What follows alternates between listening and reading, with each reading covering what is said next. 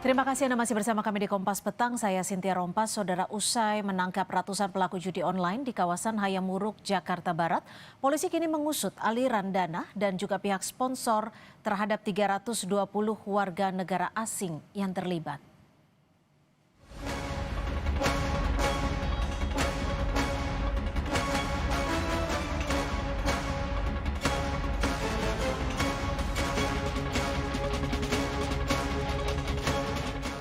Usai menangkap 320 warga negara asing dan 1 warga negara Indonesia, Polri kini mengusut aliran dana hingga pihak yang mensponsori judi online jaringan internasional yang bermarkas di sebuah perkantoran di Hayamuruk, Jakarta Barat. Selain menangkap ratusan pelaku judi online, polisi juga menyita sejumlah barang bukti, diantaranya uang, paspor, dan ponsel. Dirtipidum Bareskrim Polri, Brigjen Wira Satya Triputra bilang, terkait peran para pelaku saat ini masih dilakukan pengusutan. Sementara 1 WNI diketahui adalah warga Jakarta yang merupakan mantan pekerja di Kamboja. Kami akan melakukan koordinasi dengan instansi terkait untuk melakukan penelusuran, baik itu aliran dana maupun sponsor daripada mereka atau para pelaku yang mendatangkan ke sini. Kita lakukan pemeriksaan kemarin, ternyata ada 1 orang WNI, yaitu warga di Jakarta sini, tapi yang bersangkutan adalah mantan ataupun pernah bekerja di Kamboja.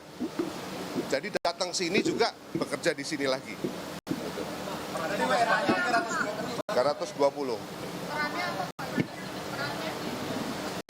Nanti akan kita dalami lebih lanjut ya. Dari hasil pemeriksaan sementara, polisi menduga pola kejahatan tindak pidana daring seperti judi online saat ini sudah bergeser ke Indonesia. Karena kawasan yang sebelumnya menjadi markas judi online seperti Myanmar, Kamboja, Laos, dan Vietnam telah ditertibkan keamanan regional. Daerah Indochina, khususnya Myanmar, Kamboja, Laos, Vietnam, basis-basis dari perekrutan dan aktivitas tindak pidana daring yang sasaran korbannya transnasional, sasaran korbannya selalu warga negara asing. Setelah ditertibkan, mulai terjadi pergeseran ke Indonesia. Saat ini 320 pelaku WNA yang terdiri dari 228 pria dan 96 perempuan dititipkan ke rumah detensi imigrasi. Kasubdit Pengawasan Keimigrasian Arif Eka Arianto bilang, para pelaku judi online diduga telah melakukan pelanggaran keimigrasian. Pihak imigrasi kini mendalami siapa sponsor dan penjamin yang membuat ratusan WNA ini bisa berada di Indonesia. Melakukan pendalaman terhadap terduga tersangka terhadap pelanggaran keimigrasian dan tindak pidana keimigrasian negara asing ini untuk berada di Indonesia. Sebelumnya, pada Jumat malam, Polri membongkar dan menangkap 321 orang dalam kasus sindikat judi online jaringan internasional yang bermarkas di sebuah perkantoran di Hayamuruk, Jakarta Barat. Operasi penggerebekan dilakukan setelah polisi mengidentifikasi aktivitas perjudian daring yang terhubung dengan jaringan internasional. Tim Liputan Kompas TV.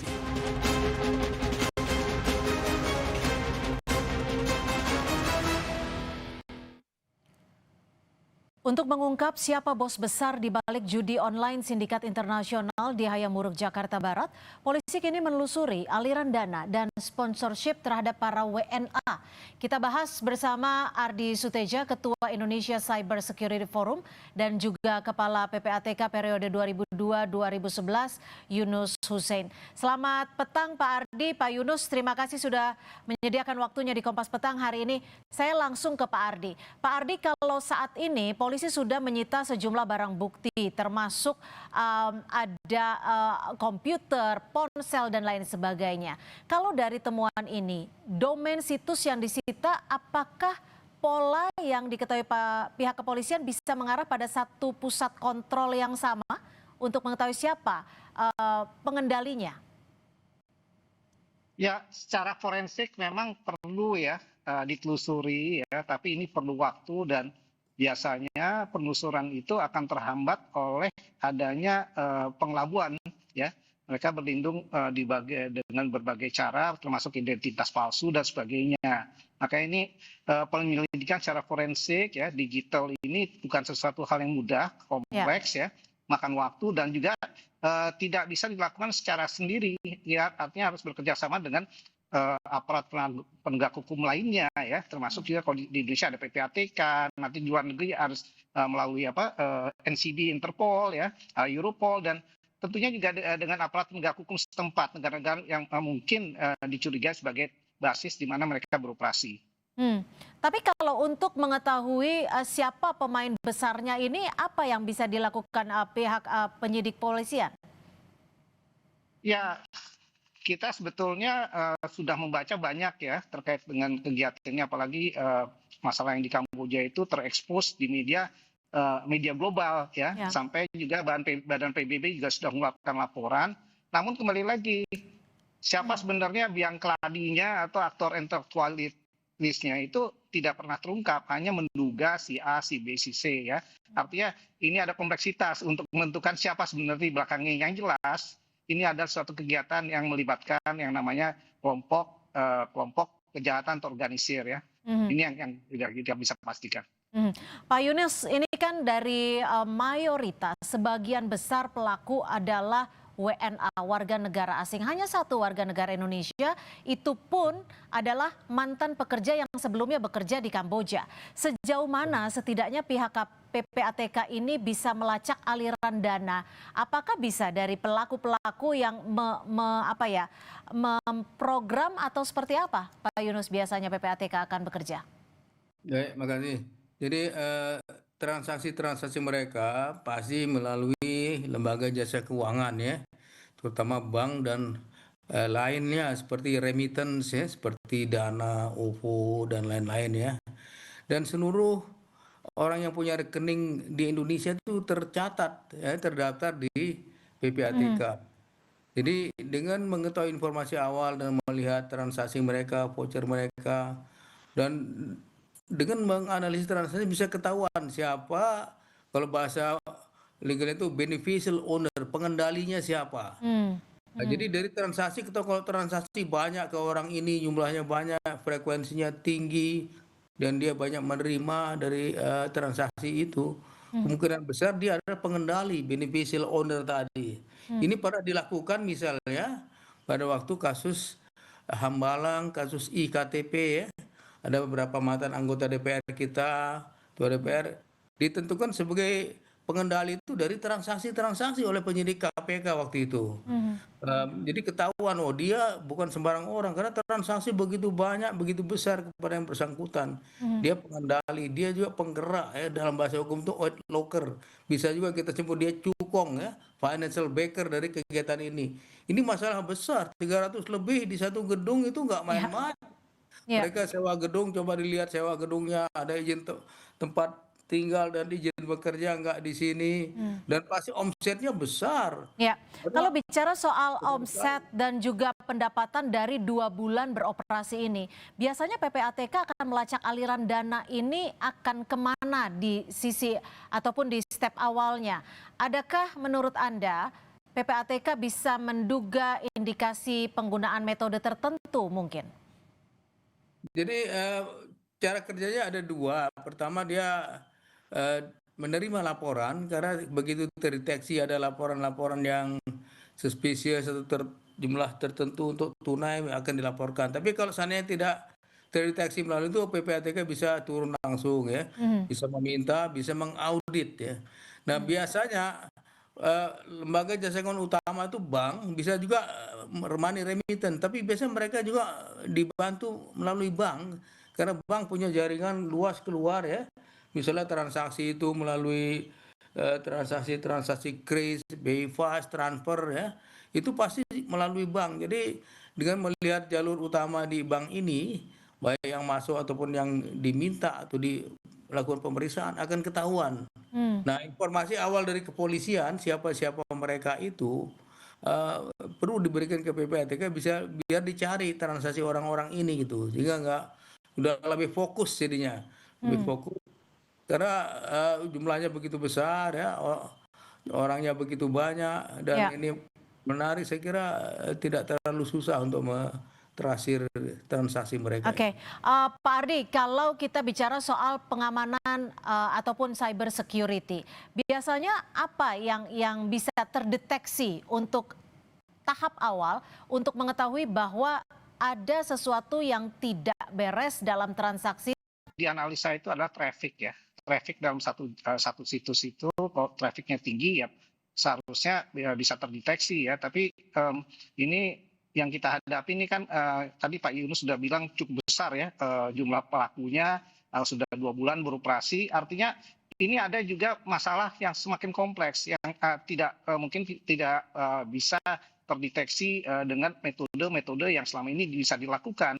Artinya mereka sudah semakin canggih dan saya meyakini pasti mereka juga memperbaiki cara-cara mereka melakukan transaksi ya secara online. Apalagi mereka sudah berpengalaman di berbagai negara ya, di markasnya di Kamboja, di Myanmar ya, Timor Leste dan sebagainya. Ini artinya kita berhadapan dengan evolusi yang terbaru daripada pelaku-pelaku ini, sehingga kemungkinan teknologi yang selama ini kita pahami, yang kita ngerti caranya kita pahami selama ini mungkin sudah harus kita rubah ya, karena sudah semakin kompleks. Apalagi ya transaksinya juga sekarang dilakukan secara elektronik menggunakan kripto dan sebagainya. Tapi begini Pak Ardi, kalau kita lihat dari mereka yang ditangkap yang sudah diperiksa oleh pihak kepolisian ada 320 WNA dan 1 WNI ini, ada yang menduga bahwa ini adalah pekerja yang melakukan operasional tapi bukan bos besar atau pengendali dari judi online ini.